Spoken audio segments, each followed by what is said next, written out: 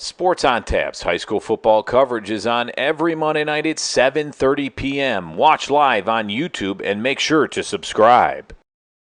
Sports on Tap's high school football coverage is presented by Raymond Felton State Farm. Have you compared insurance rates lately? Are you satisfied with your current insurance provider? If not, look no further than Ray Felton State Farm, a proud sponsor of Sports on Tap. For a free quote, call his office at 234-284-2996 or visit him online at rayfelton.com. Whether you're hosting a corporate event, wedding, conference, concert, or any other special gathering, our comprehensive range of services will exceed your expectations and elevate your event to new heights. RRT Productions. We shoot, we edit, you win. Visit our website at www.rrt-productions.com. We've got the experience, the passion, and the beach to make your event a smash hit. Whether it's a romantic wedding, a lively sports venue, or a rocking high school dance, Troutland Entertainment has you covered. Contact them at 330-414-4261 or email them at troutlandent@gmail.com. That's troutlandent@gmail.com. It's all about the deal at Brunswick Auto Mart. Save big this month with deals like this. Don't miss the Make This the Summer event and lease a new 2025 Ram 1500 Night Edition Crew Cab 4x4 with heated side mirrors, parking sensors, backup cam, Apple CarPlay, and lane departure warning for just $319 a month. Brunswick Auto Mart. Car buying made truly simple.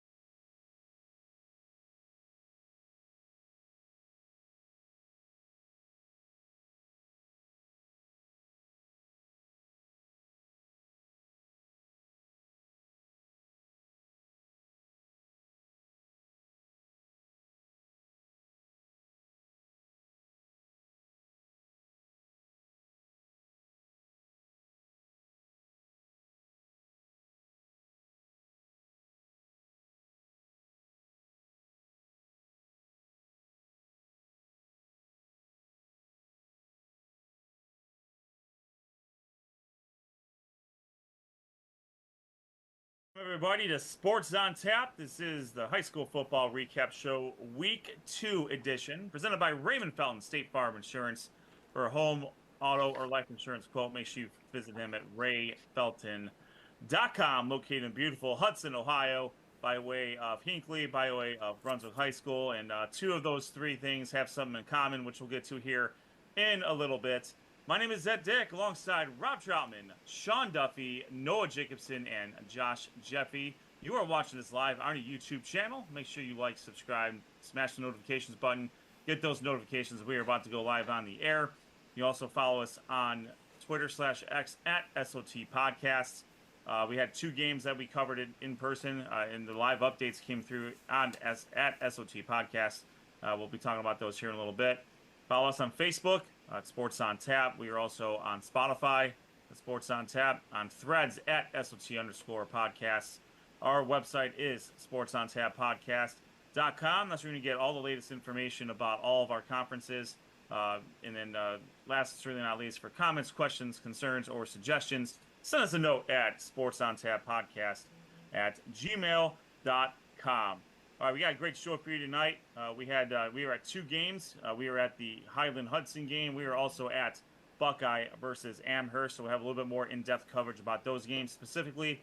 After a word from our sponsors a little bit later in the show, we will be joined by Mentor senior running back Jackson Farley, who's been on an absolute tear to start the season for the Mentor Cardinals. Noah's going to talk a little bit about the Mentor Cardinals here coming up real quick here. We're happy to be joined by Jackson Farley. We'll have our Mehco Custom Printing Player of the Week results as well, and then we'll tell you where we are going to be for week 3. All right. Well, without further ado, let's kick it off as we normally do. The Suburban League Natty. Josh Jeffy's got that for us, and he's going to get it going. All right, thanks a lot for that intro, Ed. Yeah, another great week in the Suburban League National Division. We're going to start off with Nordonia. They took on Akron East. Nordonia came away with another dominating 39-7 victory. They improved to 2-0 on the season. Stephen Faycolt led the Knights to a 32-0 halftime lead. He was very efficient, 6 of 10, 165 yards, and he threw touchdown passes to Grant Kaminsky and Dominic Jackson. And he also added a score on the ground. Now, big congratulations goes out to Nordonia head coach Jeff Fox. That was his 100th career victory in 14 seasons with the Knights. They are off to a very good 2-0 start. Akron East drops to 1-1 on the season. Stowe gets off the schneid with a 49-14 win over Barberton. This was a Suburban League interdivisional matchup. Sean Duffy will chime in here a little bit. Not much to talk about on the Barberton end, but for me, this was a get-right game for the Stowe Monroe Falls Bulldogs, and they were led by Jay Carrington. He had 247 yards passing, 4 touchdowns. Dalen Keeling had 2 of those touchdowns, 5 receptions, 110 yards. Andrew Riggleman also added a score on 4 receptions for 60 yards. Jack Miller had 2 receptions for 58 yards and the 4th receiving touchdown for the Bulldogs. Running backs Caden Boyd and Tyron Austin combined for 2 touchdowns along with 100 yards. Both of them combined for only 10 carries, but efficient enough for them as well. And this was definitely a get-right game for Stowe, but Barberton drops to 0-2. Stowe improves to 1-1. Sean, tough go for the Magics of Barberton to start the season. Yeah, it's not been great for the Magics as to start the 2025 season. Again, this game was pretty much in the hands of Stowe from the outset. Magics were able to score 2 touchdowns in this game, but it came very late in the game when I believe we had a running clock. Really wasn't as competitive as I think the Magic's faithful would like. They got a chance to get right before they started the conference matchup, but again, Barberton is in the process of searching for a little bit of momentum, both offensively and defensively. Again, we talked about this in the preview show. This is a young team, and they're trying to figure out what kind of identity they want to have here. And I think they've ran into a couple of teams that know who they are in Stowe, specifically this week. So fantastic win by Stowe. Unfortunately, the Barberton Magics are looking for that magical win number 1. Yeah, thanks for that, Sean. Appreciate that. We're going to move on a little bit into the Natty. Twinsburg improves to 2-0 on the season with a 37-16 victory over the Bedford Bearcats, Coach Shelter's former team. They were led by the duo of R.J. Ruffin and J.D. Ukuma. They each had a receiving touchdown in this game. Ruffin also ran in a touchdown score and recovered a fumble on defense. Okuma had 2 interceptions in this game. Kyle Anilla and Lucas Kinsla each had rushing touchdowns for the Tigers. Twinsburg improved to 2-0 for the first time in 15 years. However, after the game, Coach Shelter was being interviewed by the Akron Beacon Journal, and he wants his team to clean things up. He's happy with the victory, but he knows there's a lot of improvement that can be made. They had a lot of turnovers in this game, a lot of turnovers thus far of the season, and he knows before he gets into Natty conference play, they're going to need to clean things up. But for the Tigers, you got to be happy with a 2-0 start, again, for the first time in 15 years. Another 2-0 team in the Natty, Brecksville, with a 14-7 victory over Talmadge. This is another inter-conference matchup, divisional matchup. And I think Ohio State and Texas kind of took a little token from this game as Brecksville wins 14-7. This was a defensive battle. No score into the game until Brecksville scored on an 11-yard run in the third quarter. And then the second score of the game for the Bees came on a Nate Henninger to Patrick Murphy 22-yard touchdown pass, and that made the score to 14-0. Now, Sean, Talmadge was not really able to get anything going until really late in this game. Yeah, that's true, Josh. And, the Blue Devils did lose this game. That drops their record to 1-1 on the year. Talmadge's lone touchdown did come late in this game on an 18-yard pass from quarterback Braxton Dente to Chad Racinko. That was the only score for the Blue Devils as they fall to 1-1 on the season. Again, I agree with you, Josh. This was defense on both sides here. No score going late into this game. Both teams really were taking everything that they could throw at them. Wonder if there was still a little bit of sloppiness, carried over from early on in week 1. But again, Brecksville, the Bees get a win over the Talmadge Blue Devils. There you go. And Brecksville 2-0. They're quietly building an identity, running the ball, and then Nate Henninger can pass the ball when he needs to, and they're playing really good defense. So looking forward to seeing how the Bees continue on with their early success here in 2025. The other undefeated team in the Suburban Natty, the Wadsworth Grizzlies, continue their dominating effort on both offense and defense. They hosted New Albany, and they came away with a 35-7 victory. Wadsworth improves to 2-0. Dominating effort again on both ends. Defense held New Albany to only 176 yards of total offense and only 7 points. On offense, Bryson Hall once again very efficient, 12 of 15 for 318 yards, 2 touchdowns, both to Calix Lemp. Cooper Gray added 74 yards on the ground along with 101 receiving yards and a touchdown. And Wadsworth defense once again holding opponents to under 200 yards of total offense for the second straight game. Wadsworth, again, looks to continue on their winning ways as they head into week 3. North Royalton gets a well-deserved win coming off a disappointing loss in week 1, but they defeated Worcester 43-13. They started strong in this game. They had a 28-6 lead at half, led by running back Cameron Saul. He had 81 yards on the ground and 2 touchdowns. Nin Piazza and Andrew Jadasek each had receiving touchdowns for the Bears as they improved to 1-1 on the season. Now, I'll kind of go in with no on this one because there's a lot more on his end than it was for the Comets. Solon was defeated by Strongsville 28-7. The Comets could not get anything going on offense. Give credit to the Strongsville defense, but when they only had 34 yards of offense in the first half. On defense, the Comets could not stop the running attack of the Mustangs. And Noah, here, you can get into a little more detail on just how effective the Strongsville running game was.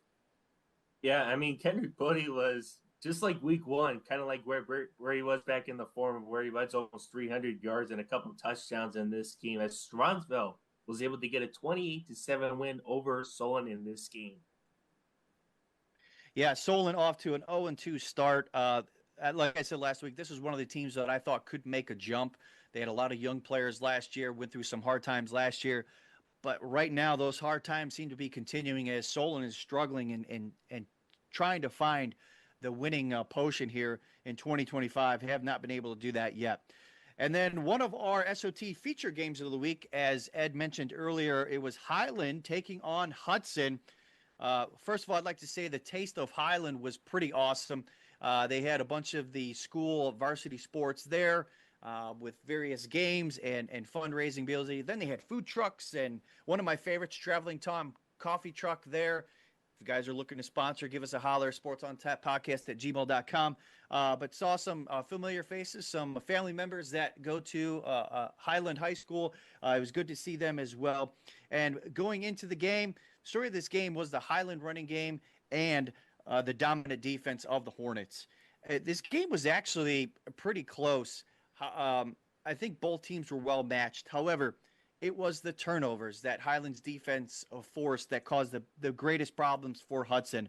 Out of those 4 turnovers, 3 of those led to touchdowns, so that's 21 points off turnovers. That's not a really good winning formula for the Explorers. Linebackers for Highland, Jamison Gordon, Evan Faust were everywhere for the Hornets. I mean, you're talking about, I spoke to Jamison Gordon after the game.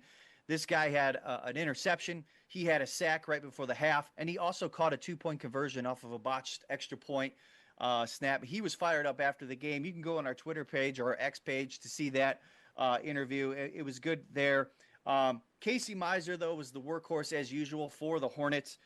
He had 17 carries, 103 yards, 2 touchdowns for the Hornets. And Sean, you know, you cover Highland on a regular basis. I was there, but any thoughts about Highland's continued success, not only on offense, but, again, dominating defense once again?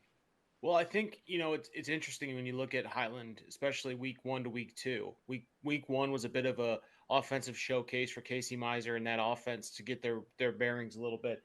And on week 2, it was more so the defense. I don't know if there was a little bit of a hangover with the travel and maybe school starting. I don't know. But again, a little bit rockier on the offense. But again, their defense picked up right where they, you know, where they needed to. And that's what's dangerous about Hudson. Complementary football in all phases of the game. Defense, offense, special teams. I mean, we talk about guys like Dan Miller, Lucas Grillis, Jamison Gordon. All those guys recorded sacks in this game. Nick Dubkowski, Jamison Gordon both had interceptions in this game. Evan Faust had 3 tackles for loss, 2 solo stops on 3rd down, and he forced 2 fumbles in this game. And that creates the opportunity for an offense to get right a little bit when they're struggling, or maybe just not in rhythm. But again, when you got a back like Casey Miser, it makes things a lot easier to control that clock and play that defense and not have to rely so heavily on the fireworks that is Casey Miser and that offense. Yeah, and that defense you mentioned kept Hudson running back Reno Fury to only 39 yards on 11 carries. The dude runs hard. We had him on our show last year. He was just not able to get anything going, and the defense had quarterback Hayden Lipinski just struggling, looking almost, you know, running around because of the ghost. There was just so much pressure applied to him. He finished 12 of 23 for 140 yards, and those 2 interceptions that you mentioned.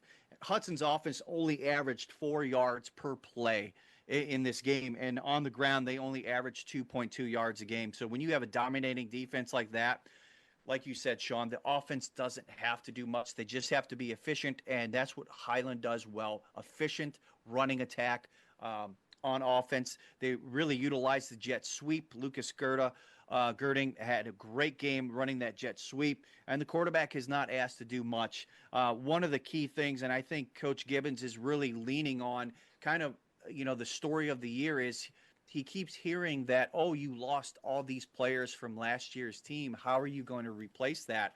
And he's really firing up his team to say, hey, we have players on this team this year that could do it. Prove it. And he was really fired up after the game and telling his players that. And I think the Hornets as a team is really, really looking forward to that, and that's their inspiration for the season. But that wraps it up for week 2. Don't get ahead of myself. We're going to look forward to week 3. It's Berea, Mid-Park, Brecksville. Hudson faces St. Vincent, St. Mary, Nordonia, Mayfield, North Ridgeville will take on North Royalton. John F. Kennedy will take on Stowe. Shaker Heights, Solon. I think this is an opportunity for the Comets to maybe get on the winning docket. But let's see what Shaker has to say about that. Twinsburg Aurora should be a great game. And one of the battles of Medina County as Wadsworth takes on Medina. That's what Sean would say. It's fin to print in week 2 of the Suburban League Natty. Let's toss it over to Sean to talk about the Suburban League American. Well, thank you very much, Josh. Just a quick look at the American division, as it is the superior division in the Suburban League. There's no question about that. Starting off with Aurora, the Green Men get a dominating 47-0 victory on the road against Lutheran West to earn their first win of the 2025 campaign. Aurora running back Xavier Board led the Green Men rushing attack with 17 carries, 155 yards, and 3 touchdowns. Aurora quarterback Ryan Ziegler did have 2 touchdown passes in this game, one to Luke McCown and the other to John Harrell, respectively, as Aurora cruises to a 47-0 victory. They are 1-1 on the season. As we talked about earlier, Stowe came in and dominated the Magic, forcing them to 0-2 on the year. They will look to get back right in week 3. Copley gets on the right side of the winning ledger with a 49-19 victory over Akron Firestone. Copley quarterback Dane Winiger had 3 passing touchdowns and 2 rushing touchdowns in this game for 5 total touchdowns. Copley wide receiver Andrew McKnight, 3 touchdown receptions and notched over 100 yards receiving. Copley running back Bryce Martin, over 100 yards rushing and 2 touchdowns in this game. Defensively, Copley's Jalen Owens had 2 interceptions in this game as the Indians roll to a dominating 49-19 victory. They are 1-1 on the season. Hey, don't look now, but the Cuyahoga Falls Black Tigers got its first win of the 2025 season and a 33-12 victory over Akron North. Black Tigers dominated this game from the start, but the dagger in the visiting Vikings' heart was a 100-yard interception return for a touchdown by Cuyahoga Falls defensive back Jordan Saunders. This was all she wrote. The Black Tigers improved to 1-1 on the season with a 33-12 victory. Josh did a great job talking about the Highland and Hudson game. Highland gets a dominating victory yet again, 32-0. They are 2-0 on the season. Garfield versus Revere. This game was a late scratch due to a hand, foot, and mouth outbreak, I believe, in Revere, and there were some concerns that would spread like wildfire. So, decision was made that game did not occur on Friday night. Streetsboro rolled in to take on Kent Roosevelt, and they rolled over the Rough Riders. The Rough Riders saw how the other half lived in week 2, falling to for a 42-7, and really Roosevelt was dominated right from the opening kickoff, mostly on the ground here, as they allowed Streetsboro to run the ball 46 times for 364 yards and 6 rushing touchdowns in this game. Not a great defensive effort by the Rough Riders. They'll look to get it back in week 3. And as Josh also mentioned, Brecksville and Talmadge locked horns for a interdivisional matchup. Brecksville eked out a 14-7 victory. Talmadge's lone touchdown came on an 18-yard pass from quarterback Braxton Dente to Chad Racinko. Our Suburban League Player of the Week. I may be foreshadowing there, Josh. Player of the Week nominee is Stowe quarterback Jacob Harrington, who finished his game 17 of 20 for 247 yards and 4 touchdowns. Taking a look at week 3 in the American League, we have another fantastic cross-division matchup. Twinsburg travels to take on Aurora. South Range will travel to take on the Magics of Barberton. Copley will travel on to Garfield. Cuyahoga Falls versus Southeast will be locking horns in week 3. Highland versus Avon Lake. Don't look now. Sneaky playoff matchup possibly here in week 3. And Revere will look to hopefully get a game in here against Valley Forge. Ellett travels to take on Kent Roosevelt, and Green will travel to take on the Blue Devils of Talmadge. Gentlemen, that is all I have to report from the Suburban League. I thank you all for your time and consideration. Just one quick note, please, if you don't mind. Yeah. I think you were quoted as saying that the American division is the superior division in the Suburban League. Just by my record here, the Natty is 4-1 against the American so far this year. So that's fine. And you know what? Take all your records and all your facts can throw them out there. This is the American division, baby. I don't care. I don't care. Okay, I recognize Superior. The American League is superior. Okay. Well, it's Back American to you, division. Ed. Throw the That's records fine. out the window. Ed, take it away. Throw the records out the window, except when the records tell the complete story. All right, that is Sean Duffy in a nutshell, in more ways than one, and that no one else who's listening to us really realize. But once again, I will admit that he is the defending SOT FFL champion, and now he no longer saying anything like that. All right, with that, great games, great job, by both Sean and Josh there. A big game for Highland, just complete dominance over Hudson, as we noticed. Josh brought up a good point about Brecksville. I'm looking forward to seeing what they can do against Berea Mid-Park, who we'll get to here shortly. Good games coming up next week. If Revere is able to play, I think that's going to be a pretty good game with Valley Forge. Valley Forge gave North Ridgeville a little bit more than probably they bargained for. We'll get to that here in a little bit. And then Highland and Avon Lake, I think that's going to be a fantastic matchup. Two great Mount Union football players, our head coach of those programs, and we talked with Coach Gibbons and Coach Kostelnik. So we may be touching on that here in a little bit later as well. All right, let's shift over to the Greater Cleveland Conference. Again, here in a little bit, we'll be talking with Mentor senior running back Jackson Farley.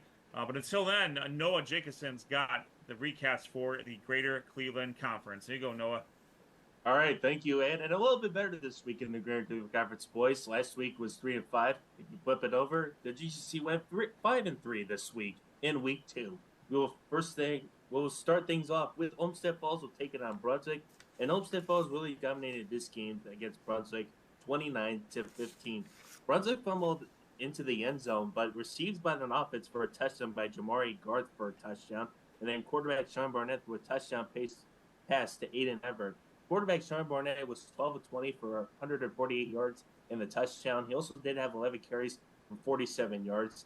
Wide receiver Gavin Moore had 5 catches for 62 yards, and Aiden Everett had 2 catches for 52 yards and a touchdown as Brunswick falls 29-15. Rob, just kind of talk about some of your thoughts on how Olmsted Falls really dominated this game from the start. Yeah, one thing Olmsted Falls leaned on was their running game, which obviously is their strength in this one. Logan Connolly, he started things off early. He had 3 touchdowns on the night, but they obviously relied on Owen Singleton. I mean, he had an absolute huge game, 184 yards and a touchdown. They leaned on the running game. They passed when they needed to. But they got out ahead. Brunswick started coming back, and Olmsted Falls just was able to fend them off. So a good game for Olmsted Falls to get right. And, again, back-to-back games. They had 28 points against a really good Mentor team, 29 points against Brunswick here. All right, thank you, Rob. As Brunswick falls 29-15, they dropped to 0-2 on this season. Moving on to our next game, Chardon was taking on Cleveland Heights, and a much better game this week for Cleveland Heights as opposed to losing to Trotwell Madison last week in week 1. Much better, but we're not able to finish this close game against Chardon 26-24. But Marcus Greenwood II, the Glenville transfer, he had a really great game in this one, boys. He threw 3 touchdown passes to Henry Perriman, Sir Gibson for 57 yards, and Jeriah Morgan for 15 yards. He had also had a 3-yard rushing touchdown in this game, which made the score 26-24, and they had a chance to really tie the game with a 2-point conversion, but was unsuccessful and could not get the kickoff return, as Chardon was able to win this one 26-24, as Cleveland Heights dropped to 0-2 on this season. Euclid was able to travel down the road to Berea Mid-Park, and this was kind of a great start for Euclid as they led 22-7 at halftime. But Berea Mid-Park was able to really climb their way back into this one to make it 28-26. And really interesting, Coach Hune, he decides to really go for the field goal. I mean, they were down into the Euclid red zone and that at the 10-yard line. And that was kind of really watching how the game was going to end. And Euclid, they wanted to go for the touchdown and not for the field goal. So Berea Mid-Park really had a chance, but Euclid was able to get an interception on the last play of the game as time expired to win this big game 28-26 to improve to 1-1 on this season. Quarterback Lamar Briggs had a 2-yard touchdown pass. Deion Russell had a 62-yard touchdown pass to Kamari Friesen. Dante Darby Jr. also had a touchdown. and Deion Russell threw a 66-yard touchdown pass to Keyshawn Telfair. Keyshawn Telfair also had 134 yards on the night as Euclid was able to get a close one, 28-26. Rob, I know Euclid, they started out the game hot. I know Berean Park really climbed their way back. But just kind of talk about some of your thoughts on how Berean Park was trying their way to climb back into this one. Yeah, Berea Mid Park led 7-0. It was Xavier Harden, the wide receiver. He scored first, but then 22 unanswered by Euclid in this game. Vincent Weaver, he had a 59-yard pass to Nick Reese. And that set up a Weaver to Andre Alexander touchdown. And, you know, Berea Mid Park, Weaver's been playing really well here. Tyson Clay had a big game here. In the end, though, Berea Mid Park did go for 2 in the tie, and that's when they did not convert in the end here. So on a 28-26, Euclid held on. But what a game this was, a back-and-forth game. Euclid dominated for a while, but Berea Mid Park got it together after halftime and really came back. So you got to give credit to the Titans for coming back, but 4 turnovers for the Titans didn't help them in their 28-26 loss here. All right, thank you, Rob. And then Lorraine was taking on Elaria, a little Lorraine County rivalry between these two teams. And what a great start for Lorraine. Toriano Allen had a 90-yard kick return touchdown to really open the things up for the Lorraine Titans in this one. Is able to get this 41-14 win against Elaria to improve to 1-1 on this season. Toriano Allen, what a night that he had. Not only just on the kick return, but on the ground. He had 14 carries for 150 yards and 2 touchdowns in this one. David Whitaker threw a 92-yard touchdown pass to Javion Moore, and he also had a 35-yard touchdown pass in this game. Jalen Davis had a 35-yard pick six in this one, as Lorraine were able to get their first win of the season to improve to 1-1, 42-14.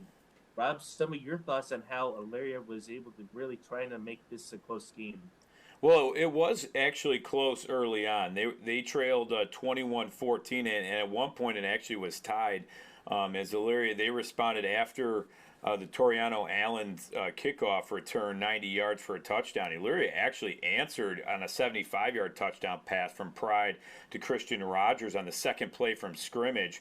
But again, just too many big plays by Lorraine and Elaria. They trailed then 21-14, and they couldn't get anything going after that. Just Coach Wilson said they gave up too many big plays in this game, and Lorraine really had their offense clicking on all cylinders, and once Elaria got down, they couldn't get back into the game. So give credit to Lorraine. They stayed ahead, and they didn't let up the lead on a 41-14 win there.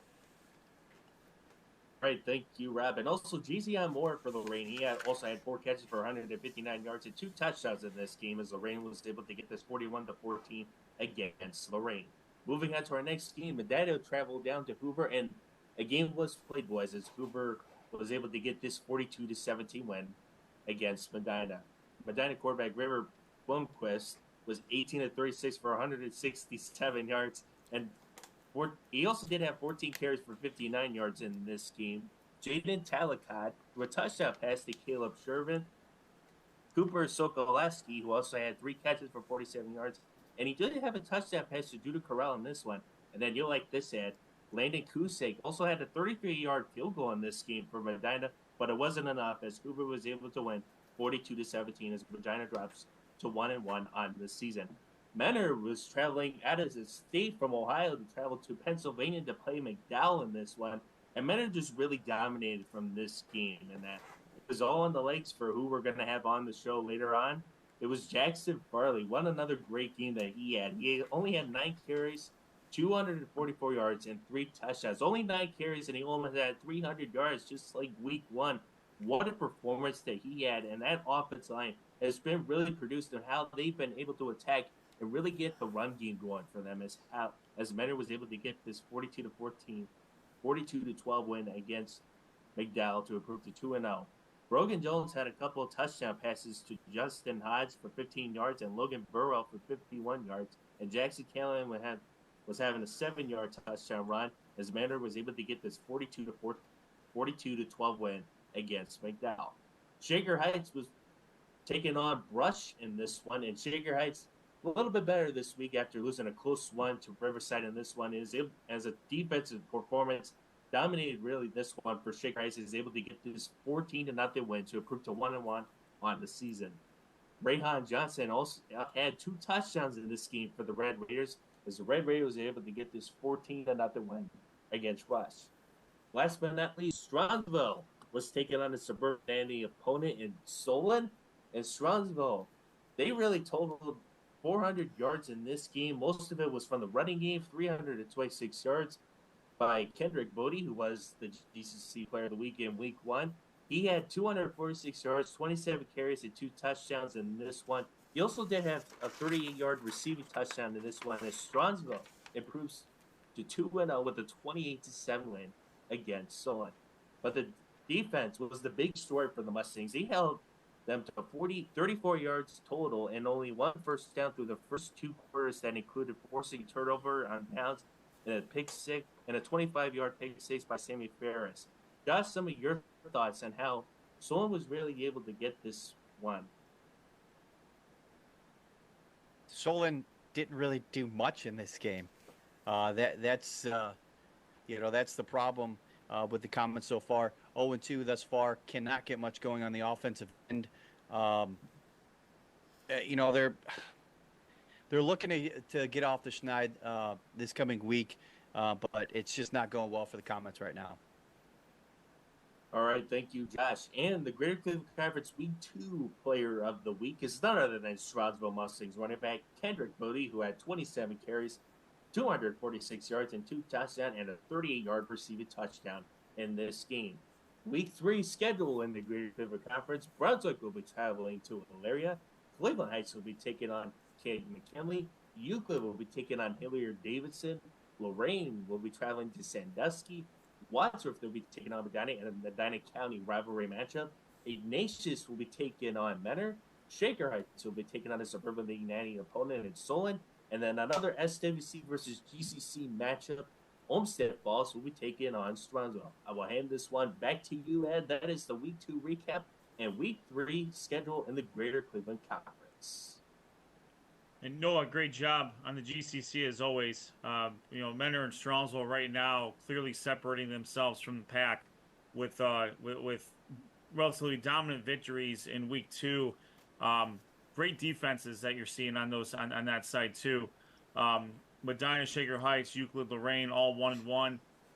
Cleveland Heights, I think you had a really good recap with there. I mean, they played a really good team in Chardon. They're one of the better teams in Division 3.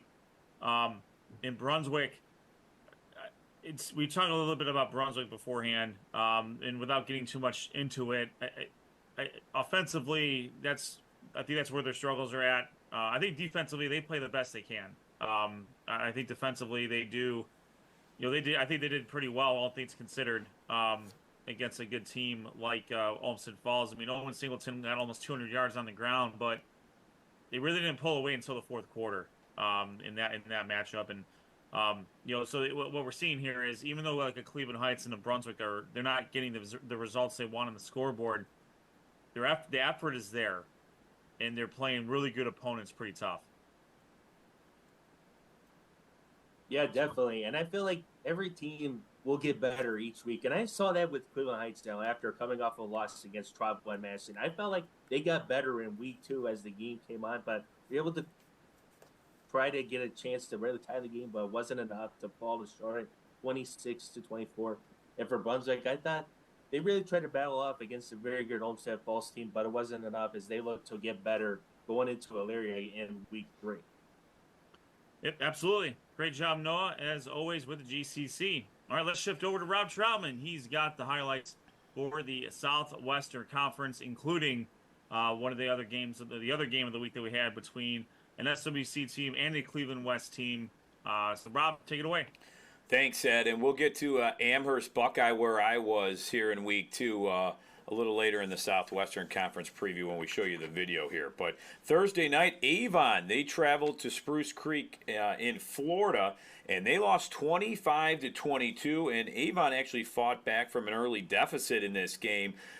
They took the lead for a second time in the fourth quarter, and then watched Jensen Petro's field goal attempt of 50 yards just sail left as time expired, as again Avon loses 25-22 here, and it's the first loss for Avon since losing in the 2023 state semifinals, a span of about 17 games for them. And it was a tough one, but you look at all things considered, a game by Cam Wendell. He had 3 touchdowns in this game, but every time Avon would score, Spruce Creek had an answer. And the Hawks, though, the one thing that they did have a problem with was they had kicking issues at one point in this game. They led 19-14 heading into the fourth quarter. And then Avon would put together a scoring drive to take the lead, going 73 yards on 15 plays. Wendell would score there and have a hat trick, a 3-yard touchdown run. Then Avon, they would stop Spruce Creek, but would fumble on an exchange and give the ball right back to Spruce Creek, as it must have been a quarterback to running back exchange there. Fumbled the ball. Spruce Creek would score and hold on as like I said, Avon tried for that 50-yard field goal but sailed wide left, and Spruce Creek holds on for a 25-22 win. All right, we went over Elyria in Lorain, but giving you some stats here. Antonio Pride, the quarterback for Elyria, he threw for 109 yards, 2 touchdowns. He rushed for 76 yards really in this game. And like I said, big plays for Lorain really took Elyria out of this game. It was close early on, but Lorain distanced themselves to a 41-14 win. Elyria 0-2.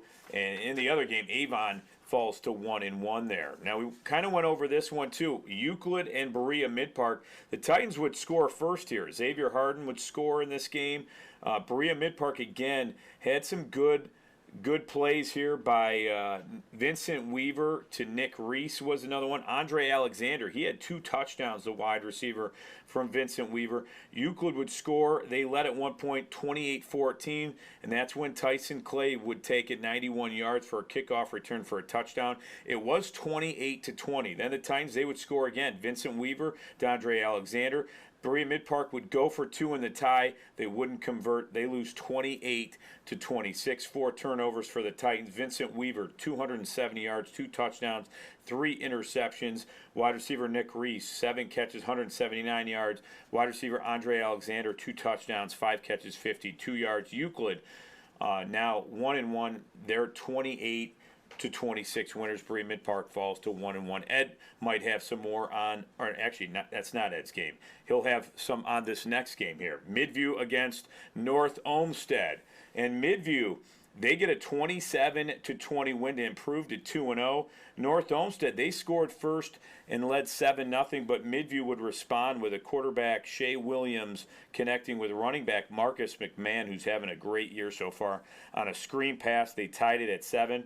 Then again, quarterback Shea Williams, he would score on an 11-yard run, and the Middies took a 14-7 lead. Marcus McMahon, he would score on the ground from 40 yards out, and the Middies, they would hold on for a 27-20 win. Ed will have more on the North Olmsted side coming up in his conference recaps. All right, Brunswick and Olmsted Falls, we kind of went over this one. Again, Olmsted Falls with a 29-15 win to improve to 1-1. This game was close early on. The Bulldogs scored first, but on the next drive, they punted, and then it was muffed by Brunswick, and racing down the field was Ryan Barone, who gave it back to the Bulldogs, and they got it inside the 10-yard line. Singleton would cash it in. Owen Singleton, the running back for Olmsted Falls. It was 13-0 as they missed the point after. And Brunswick had a little bit of momentum, forcing a pair of fumbles by Cameron Pesh, the quarterback for Olmsted Falls. Brunswick then would get on the board after that fumble. As they fumbled it forward, they recovered in the end zone, and a 16-0 lead was all of a sudden 16-8 in this game as they went for 2 and got it. But it was too much Logan Connolly. It was 29-8 at one point. He had 3 touchdowns in this game. Give credit to Brunswick. Sean Barnett had a touchdown pass to Aiden Avert in this game. Cut it to 29-15 with 36 seconds left, but the Bulldogs hold on for a 29-15 win, and the Bulldogs improve now to 1-1. Avon Lake traveling to Lake Catholic. A tough loss here, 21-14, as Avon Lake falls to 0-2 on the year. And after an opening drive touchdown, the Shoremen's defense, they did hold Lake Catholic to just 34 yards. The Cougars, though, would go 79 yards on the opening drive with quarterback Max Pisano.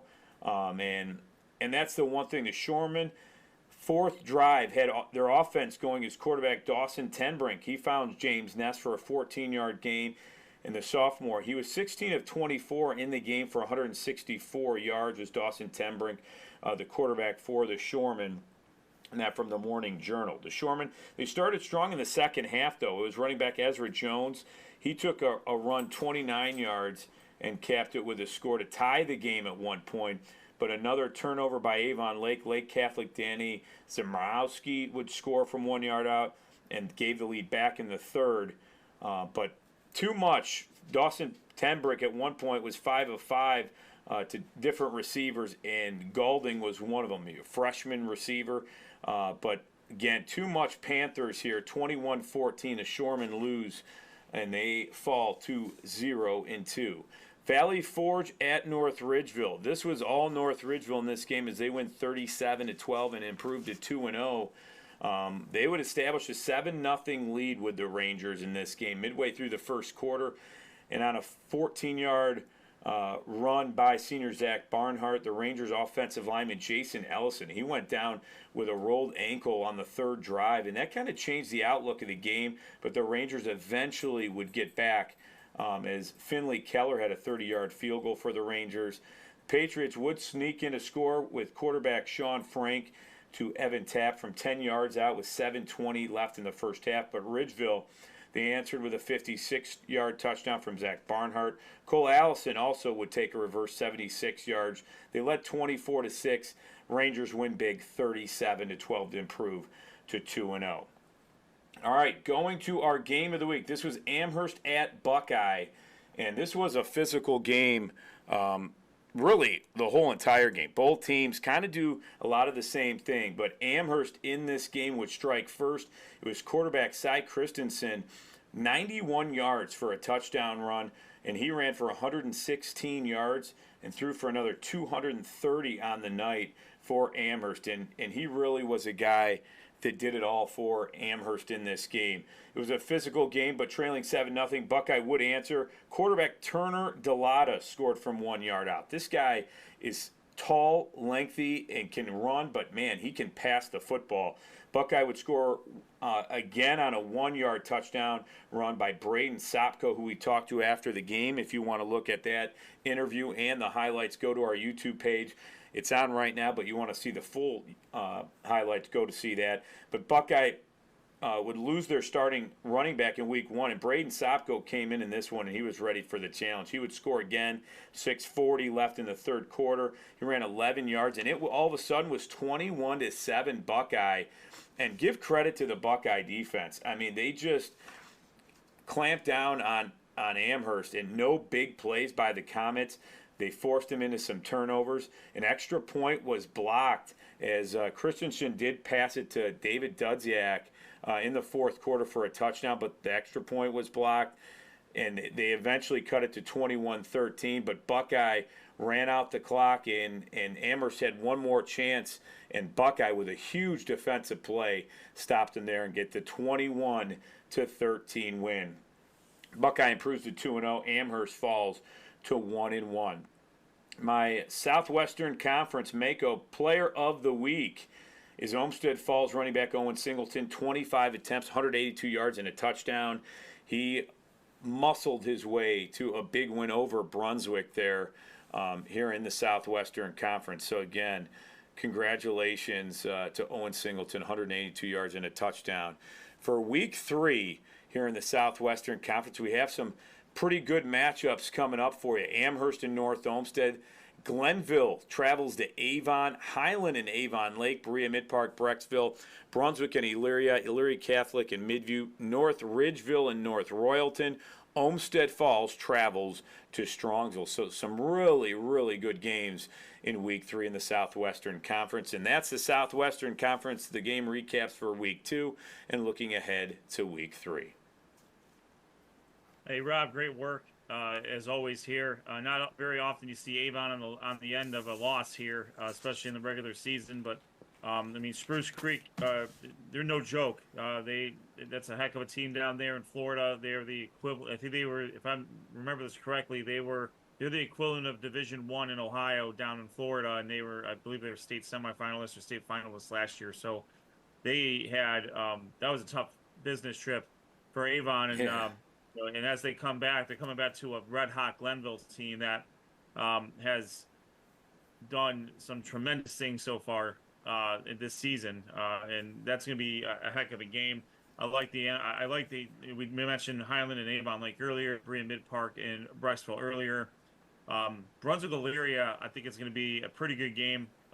Both teams searching for their first win, and we'll see if either offense can get on track there. Olmsted Falls and Strongsville, I think that's going to be probably, these are all great games, but I mean, Olmsted Falls and Strongsville, that's going to be two battering rams just going at it, and we'll see who budges, because between Kendrick Body and Owen Singleton, there's going to be either a lot of yards rushed for or a lot of tackles, a lot of stoppages. Strongsville's defense obviously phenomenal. That's been well documented from the preseason even to now. So we'll have the immovable force against the irresistible object there. I think I might have messed that up there for Southwest. Either way, close enough. Yes. So great work there as always, Rob. Now let's shift over to the Cleveland West Conference. Rob had talked about the Amherst and Buckeye game. For those of you who have been watching this for a long time, he has done the Buckeye recap. It is complete. He's not about the Buckeye recap anymore. The only thing, since Rob was at the game, I'm not going to say much about it since he actually saw what happened. What I will say is, outside of Cy Christensen's 91-yard touchdown run, it was tough sledding for Amherst. And Buckeyes defense, they're kind of similar to that of Highland for a bit. I'll say that in this game, in this respect, they're generally known as an offensive team, but their defense came to play in this game, and they needed it. Amherst is one of the few teams that's bigger than them. Amherst they're a tweener between Division II and a Division I school, so and this was a loss that Cole Norris had his way pretty much last year with Buckeye. Cy Christensen coming from Clearview, outside of that big run, it was what Buckeye needed to do, and we saw it turn into a lot of kind of go back to what we've seen of him.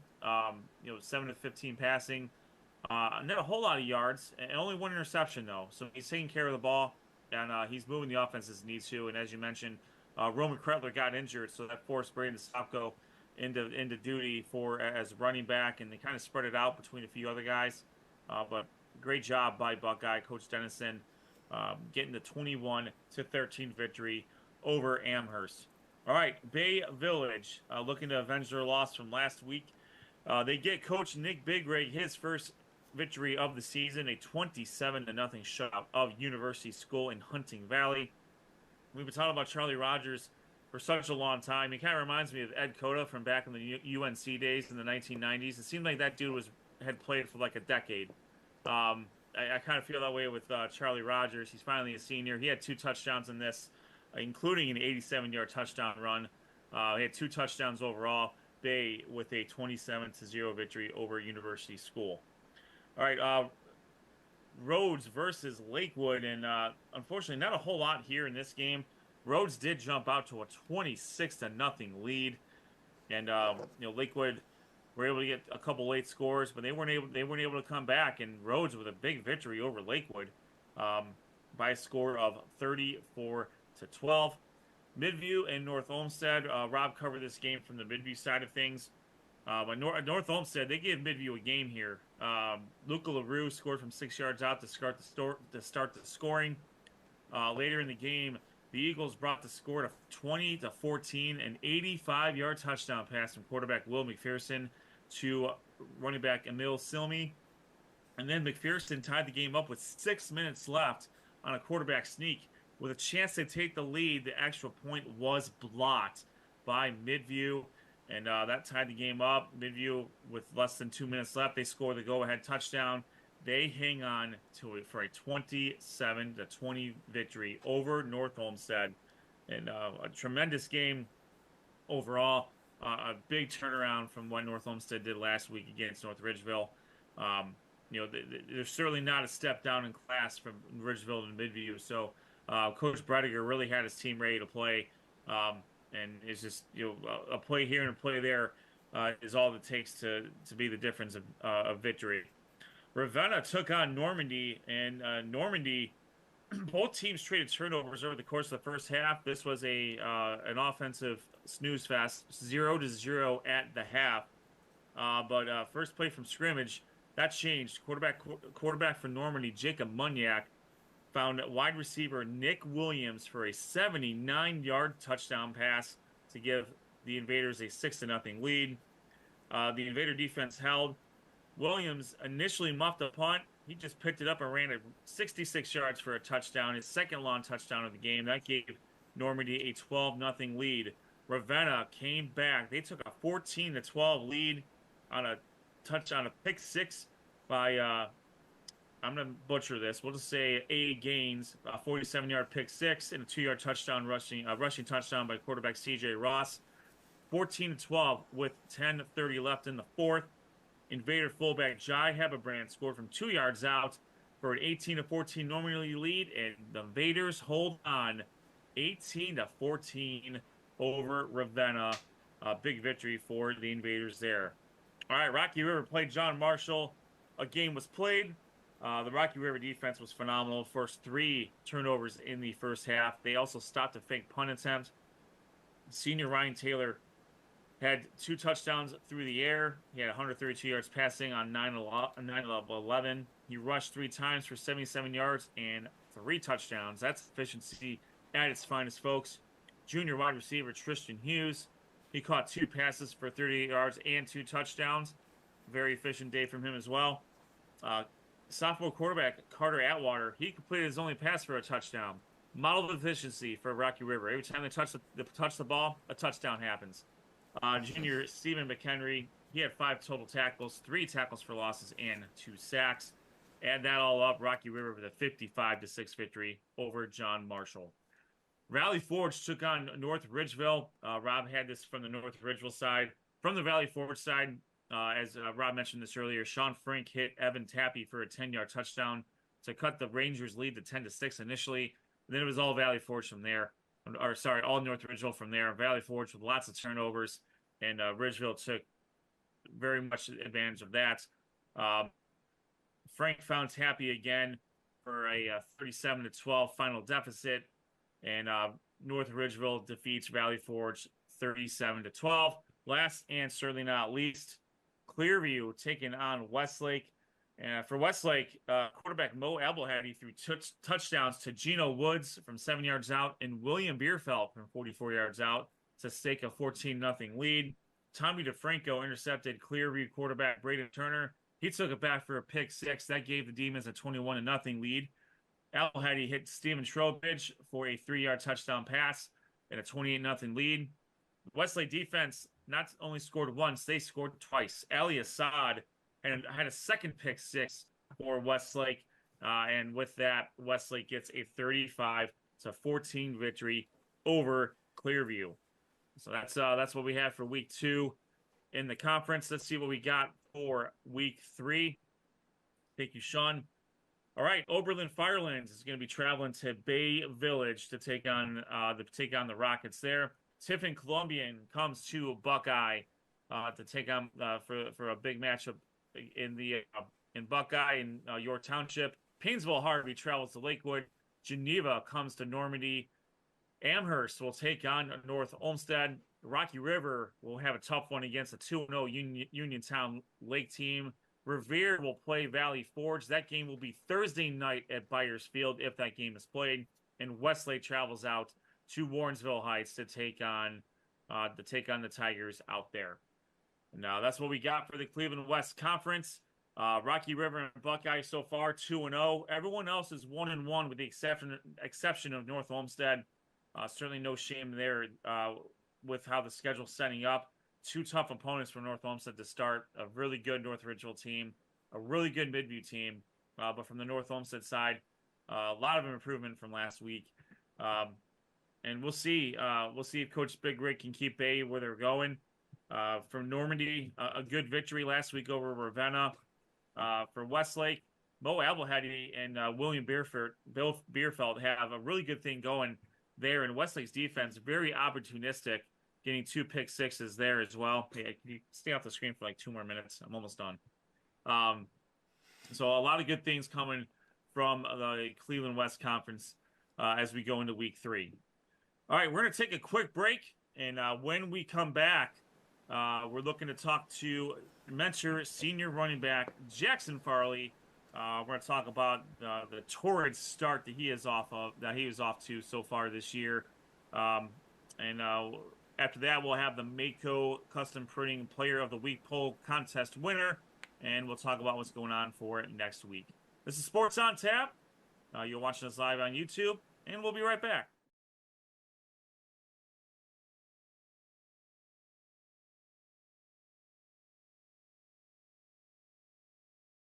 Sports on Tap's high school football coverage is on every Monday night at 7:30 p.m. Watch live on YouTube and make sure to subscribe. Sports on Tap's high school football coverage is presented by Raymond Felton State Farm. Have you compared insurance rates lately? Are you satisfied with your current insurance provider? If not, look no further than Ray Felton State Farm, a proud sponsor of Sports on Tap. For a free quote, call his office at 234-284-2996 or visit him online at rayfelton.com. Whether you're hosting a corporate event, wedding, conference, concert, or any other special gathering, our comprehensive range of services will exceed your expectations and elevate your event to new heights. RRT Productions. We shoot, we edit, you win. Visit our website at www.rrt-productions.com. We've got the experience, the passion, and the beach to make your event a smash hit. Whether it's a romantic wedding, a lively sports venue, or a rocking high school dance, Troutland Entertainment has you covered. Contact them at 330-414-4261 or email them at troutlandent@gmail.com. That's troutlandent@gmail.com. It's all about the deal at Brunswick Auto Mart. Save big this month with deals like this. Don't miss the Make This the Summer event and lease a new 2025 Ram 1500 Night Edition Crew Cab 4x4 with heated side mirrors, parking sensors, backup cam, Apple CarPlay, and lane departure warning for just $319 a month. Brunswick Auto Mart. Car buying made truly simple.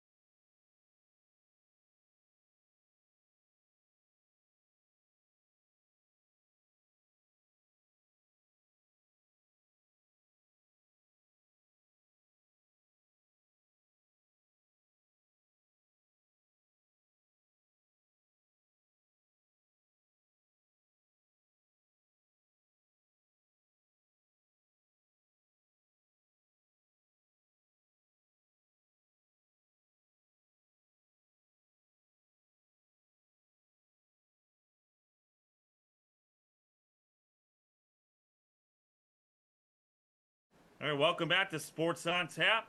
This is the high school football recap show. This is week 2 of the high school football season, presented by Raymond Felton State Farm Insurance. You got to hear about him and all of our other sponsors here at the break. Make sure you stick around after the show for another word from our tremendous sponsors. We went through all the recaps of the Greater Cleveland Conference, the Southwestern Conference, the Suburban League, and the Cleveland West Conference.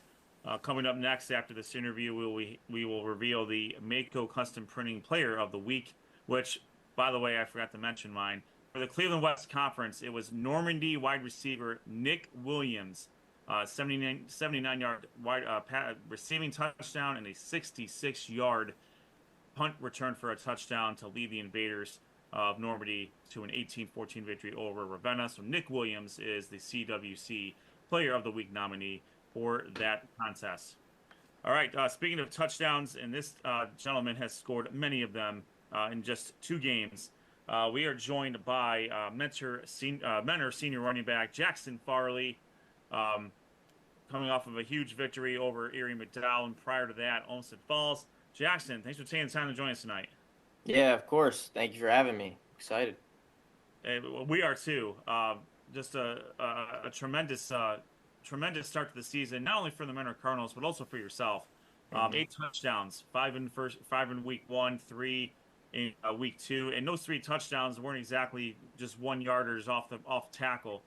You covered some ground there. Talk about the start to your season, and really what you guys have been doing, how you guys have been able to succeed offensively.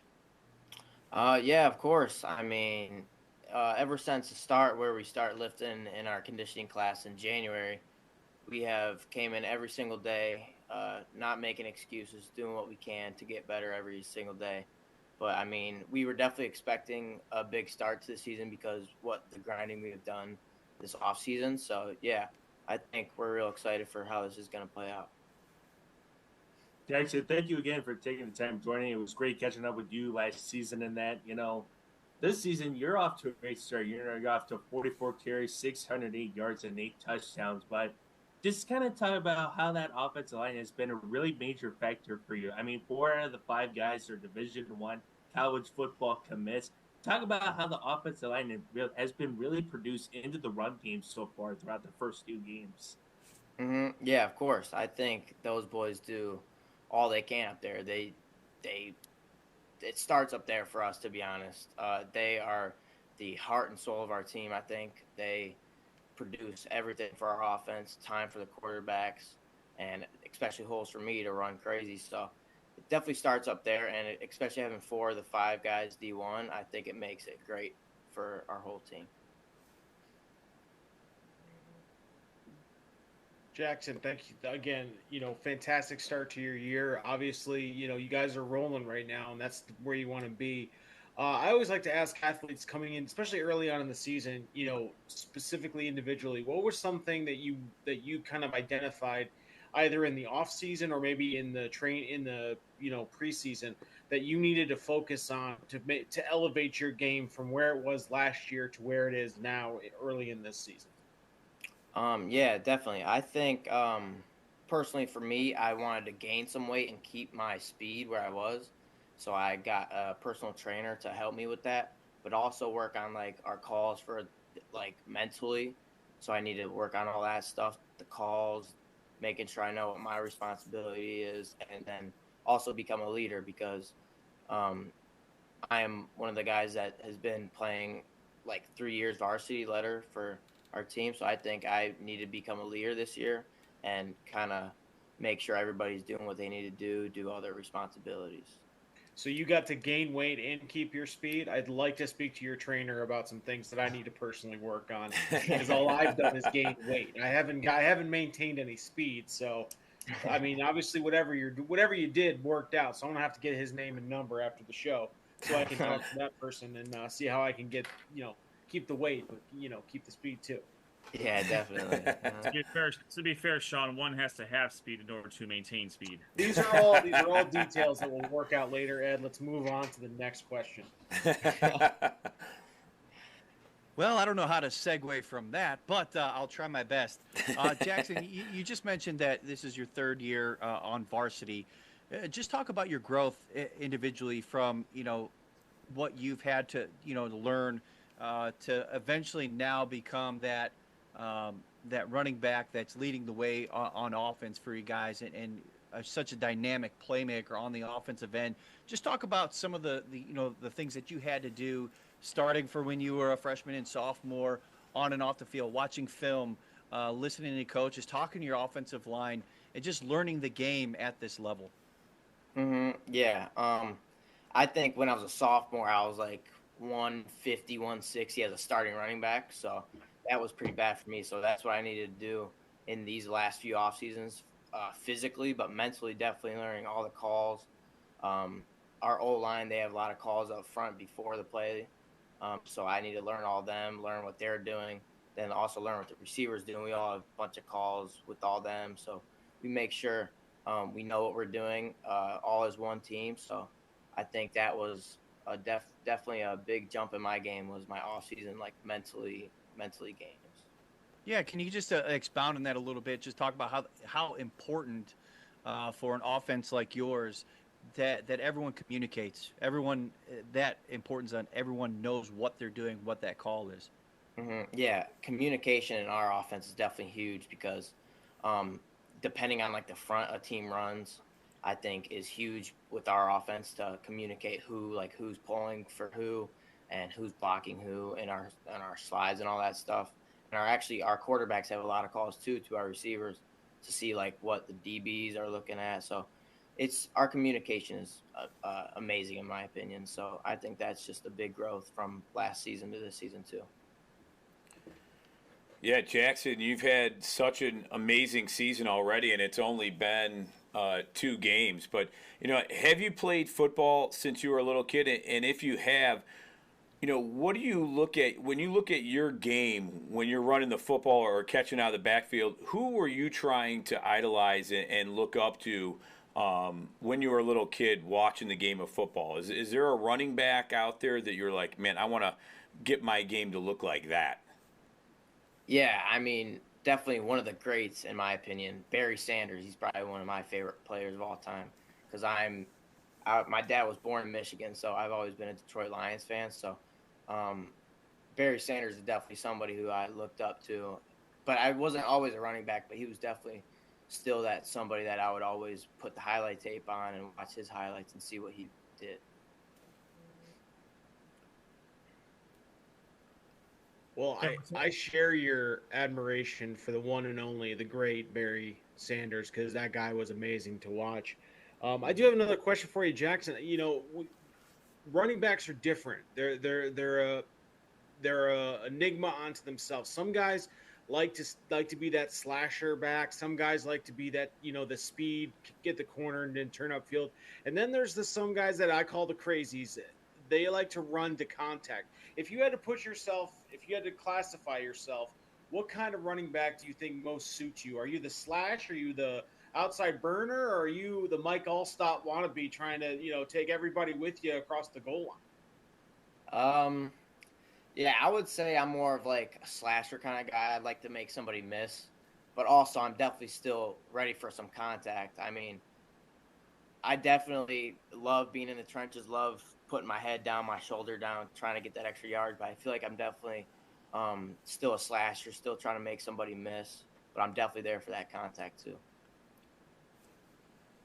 Jackson, going back, you guys are heading back home week 3, going up against City Initiatives. Just kind of talk about some of your early thoughts on City Initiatives of what you guys are going to be going up against the Wildcats, and how awesome is it just getting back to Menor and playing in front of the Cardinals again? Yeah, being away the first 2 weeks was definitely a bummer, but definitely having our home opener against St. Ignatius, that has definitely been something on the schedule that I've had an X on, being ready for this day to play against St. Ignatius, especially because they're one of our big town rivals, and I love playing them guys. I love the competition with them. They're 0-2 right now, but it's St. Ignatius. They're always going to be a good team, so I'm excited for the competition, but also excited to go out there and get after it. We're talking with Jackson Farley, Menor's senior running back. With that, I mean, a team like St. Ignatius, this will be your 5th time playing them in a 3-year span. You've gotten them in the regular season and the playoffs the last 2 years. And hard to say that won't happen again this year either with the way things have been shaken out. But what is it against a team like what is it about Ignatius specifically that really that you get geared up for? It's a big parochial school, and you throw the records out when you play a team like that. But what is it about the fifth time playing against them? How is it a little bit different than maybe some of the other opponents you play? So yeah, Mentor and Ignatius definitely have a long history, and I've been connected to the Mentor program for a long time. So watching them growing up, play against each other, battle against each other, is definitely huge. But now, my fifth time playing them, it's definitely a rivalry because we all know each other. We all know like what the strengths of somebody else is, and so I think they're a very good program. But I think we are very confident going into this next week game. So yeah, I'm just very confident in going into this game, and I'm really excited to play. Jackson, final question. We'll get you out on this. It's been well mentioned. We talked about it. It's been all over the newspapers and all that. You're having a great start to the season. But before the season started, what kind of goals did you set out for yourself, personally going into your senior season? And thus far in the season, how have I'm assuming your goals are well, on point there. But just talk about a little bit any goals you might have set out for yourself this season. Yeah, I feel like coming into the season, I definitely wanted to surpass my stats of last year, but also I wanted to receive some type of offer to play at the collegiate level.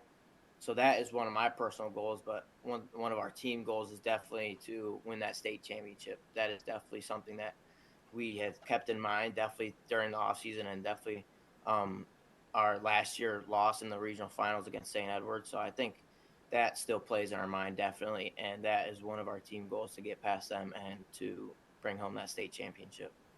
Yeah, if we could go back a little bit, I like you to look forward, but I was at that regional final game. That was one of the wettest games that I've ever been to, and it took me about a week to actually dry out from that. But talk about those conditions, if you remember, if you recall, real quick. I don't want you to backtrack too much, but those are kind of unique conditions to play in, how wet it was, and you obviously you can't practice for that. So if you could recall how difficult it was playing in that game.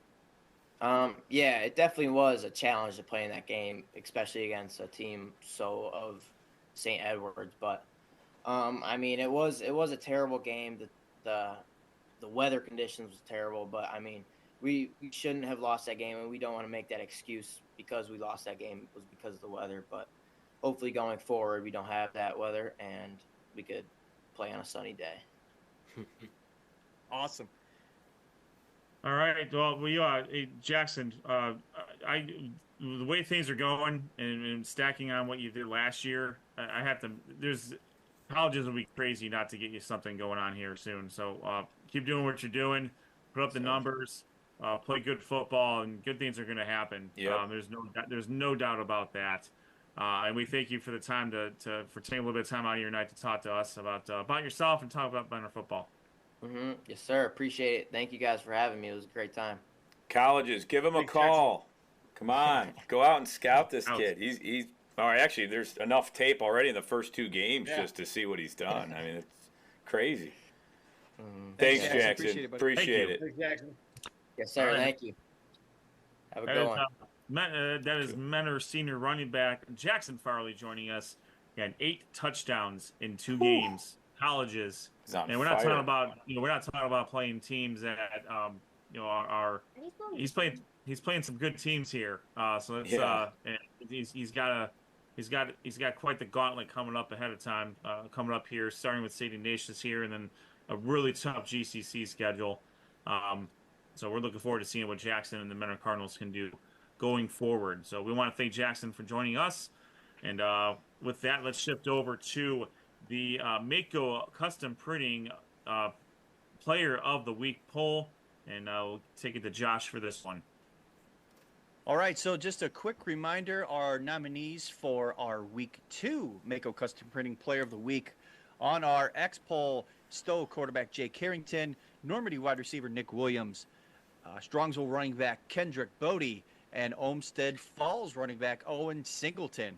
And this is actually for week 2, pretty close, with 34.1%, followed by 28.8%, 22.7% for third place, and 14.4% for fourth place. But like I mentioned, 34.1% of the vote goes to Olmsted Falls running back Owen Singleton. Let's go. He is our week 2 Mehco Custom Printing Player of the Week. So congratulations to him.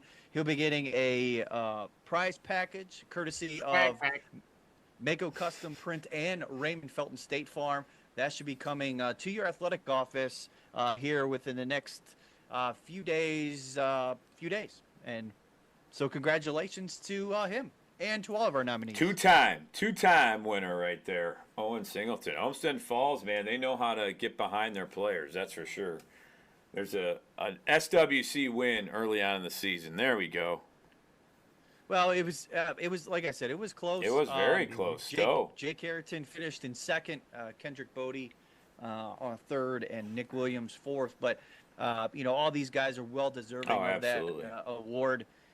So looking forward to seeing who's going to be the nominees in each of our conferences. Again, if you're new to the show, we cover the Greater Cleveland Conference, Suburban League, Cleveland West Conference, and Southwestern Conference. So we're looking for players out of those specific conferences that we ourselves nominate and you vote. Yep, absolutely. Doesn't get any more clear cut than that. Antone, the winner from Twinsburg last week, and Owen Singleton, the winner from Olmsted Falls this week. All right, that's we've gone through what we need to get through, and I know we usually talk about where we're going next. Quite honestly, I'm not sure we've determined that yet. Yes, we have a few. I think we just kind of kept everyone out of loop to surprise each other. All right. That's perfect. I always great when the host slides us. All right, so we got some game. Sports on Tap will be live. Make sure you follow us on X/Twitter at SOT Podcast to get live updates this Friday night from the following games. I'll start. Week 3 for me. I'll be traveling to the land of the Greenmen for some interdivisional Suburban League matchup. Intercontinental, brother. As Aurora will host Twinsburg. Aurora coming in at 1-1. Twinsburg 2-0 for the first time in 15 years. We'll look to see if they can continue their hot start. It's going to be a tough matchup. Looking forward to heading back to the land of the Greenmen for this Week 3 matchup. Well, I will go next, boys. After being out of town last week due to the fact of Week 2, no worries. I am back for Week 3. Dr. Hoos will be back on Friday night. And I thought to myself, so far the GCC is 4-2 against the SWC so far. And why not do another GCC versus SWC matchup? And what a fireball we have for this matchup. So for Week 3, I will be heading back to where I started Week 1. I will be heading back to Packatane Stadium in Stransville, where the 1-1 Olmsted Falls Bulldogs are coming off of a win against Brunswick, about to take on the 2-0 Stransville Mustangs, who are coming off of a win against Owen. I can't wait to watch these two running backs, Owen Singleton and Kendrick Bodie. So far, they have been on a tear so far throughout the first 2 games. It's going to be a running attack between these two running backs, and I expect big things between these two running backs as these defense hopefully looking to stop these two, because it's going to be a points show throughout the whole night, and I'm excited because we get another GCC versus SWC show. So far, the GCC is 4-2 against the SWC round. Oh, quit rubbing it in, all right? We're coming for you, all right? Homestead Falls is coming.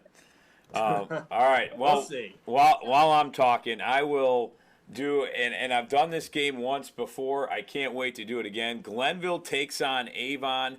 Glenville so far this year, they beat Massillon, Washington 33-27 in overtime. They beat a very good Olentangy Liberty team.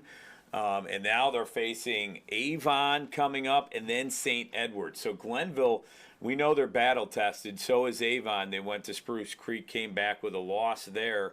But they played Ignatius and got a win. How is Avon going to bounce back against a very good Glenville team? I think this can go either way. This is a pretty evenly matched matchup here, and I think it's going to be a fun one. A lot of college recruits in this game on both sides, and you got just really good players and good coaches. So I'm excited to see this one.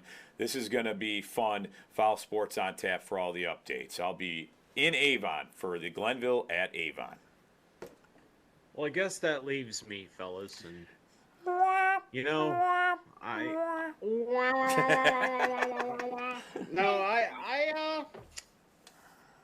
think I need to bring a little bit of juice, objectivity to this podcast. I need to sit down with my pens and my pencils and my video camera and really figure out what this Brunswick Blue Devils team is this year. And I think I'm going to go ahead and make that long, arduous trek from North Ridgeville to Elyria Friday night for a matchup between two teams that may not be tearing it up record-wise, but I think matchup-wise, very similar and very interesting in these two.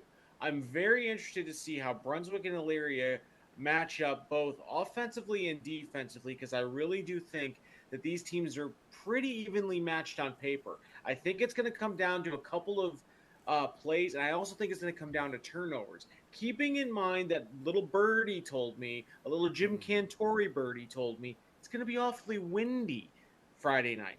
So kicking could be an issue, Edward, with the talking about winds gusting up to 20 to 25 miles an hour coming out of the west. So maybe an issue for those kickers, and we may see something where, do they elect to go for two? Is it a situation where, hey, it's not that we don't have faith in the kicker, we just don't have faith in the wind. Wind's tough to direct, especially at this age. We don't know. But I'll be there shooting video, getting all the action. Follow us on Twitter, follow us on YouTube, follow us on all our socials, because you know what? We're bringing the best coverage of high school sports in Northeast Ohio, bar none. I don't care about your major papers. I don't care about your, online polls. I don't care. Sports on Tap has got you covered. We have the best, most in-depth coverage of the most teams and the best teams in the area, period. Ladies and gentlemen, Fox 8, are you looking for a meteorologist? Sean Duffy is available with winds coming at 25 miles an hour out of the northwest. I hope for Sean's sake that there's some offense in this game, but I would love it to be like a 15-12 all field goal game.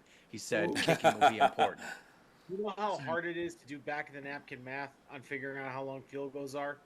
It's very difficult. Add 17. It is when you don't do it all the time. To the yardage. Pretty simple. Sean, you have a resource here. We have someone on our staff that used to be a kicking coach. I'm aware, but he's very busy. Ed, would you like to enlighten us real quick? It is, as Rob also mentioned, it is 17 yards from the spot of the kick. You add that to the spot of the kick, and that is the yardage it is for a successful field goal made in football. Huh? Listen, the more you know. I'm not disputing the number. I'm simply saying the ability for me to do that math, standing on the sideline while also trying to get the kick in the video, is too much for my brain to be able to do. I am a simple creature, gentlemen. Very simple creature. That is what we call rocket science math. That's not me. Oh, boy. Well, it's funny about being a simple creature. At the drugstores, they sell simple calculators. Bring one with you. Or you might have one on your phone, really. Again, these are all great ideas, but in the moment. Look at Noah and Ed had one right at their fingertips. That's a TI-83? Oh, my God. Ed's rocking a graphing calculator. That's the TI-83 Plus. Not only am I going to be able to calculate the distance, but I'm pretty sure I could get the arc on that song. I'm loving it. The TI-83 Plus has the extra storage capacity in there. Kicking it old school, playing Drug Wars on that thing? Dude, it was on here. It was on here. There's no doubt about that. You have to be 40 or over to know that reference. Yeah. So congratulations. Yeah, good for us. We showed our age there. All right, just to recap, Josh will be at Twinsburg versus Aurora. Noah's going to be at Packatan Stadium for Olmsted Falls versus Strawnsville. Rob is going to be in Avon for a huge matchup. Lots of computer points on the board. Glenville versus Avon. And Sean will be at Elyria or Brunswick versus Elyria. Obligatory Vincenzo Di Teodoro reference. He is not scared of the wind. The wind is scared of him. And I really hope he makes it field goal so I don't eat my words. There you go. All right. All the live updates will be on at SOT Podcast on our Twitter X account. Make sure you check us out on sportsontap.podcast.com. You're going to have all the week 3 schedules will be posted by each of us over the course of the week. And then the scoreboard will also be posted later that night as well. Live updates, videos will be posted Friday night by the guys out in the field. A programming note, we will be back to our normal Monday night slot at 7:30 p.m. starting next Monday. We will be back at our normal Mondays. We observed the holiday like everybody else did yesterday, so that's why we're here on a Tuesday. But rest assured, Monday nights, 7:30, the place to be is right here on our YouTube channel at Sports on Tap. All right, for Rob Troutman, Noah Jacobson, Sean Duffy, and Josh Jeffy, my name is Ed Dick. This has been the high school football recap show for week 2. This is Sports on Tap, and we'll see you on the other side.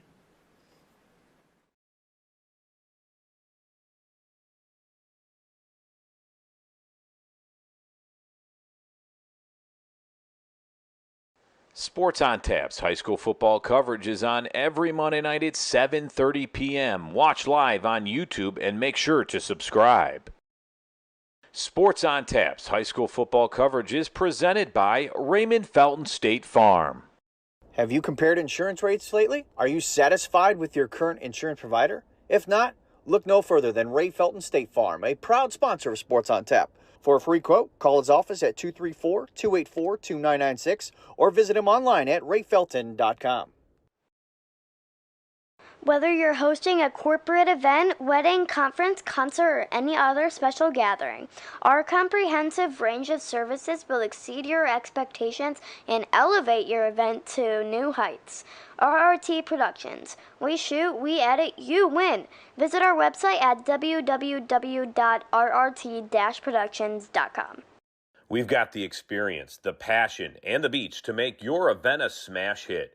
Whether it's a romantic wedding, a lively sports venue, or a rocking high school dance, Troutland Entertainment has you covered. Contact them at 330-414-4261 or email them at troutlandent@gmail.com. That's troutlandent@gmail.com. It's all about the deal at Brunswick Auto Mart. Save big this month with deals like this. Don't miss the Make This the Summer event and lease a new 2025 Ram 1500 Night Edition Crew Cab 4x4 with heated side mirrors, parking sensors, backup cam, Apple CarPlay, and lane departure warning for just $319 a month. Brunswick Auto Mart. Car buying made truly simple.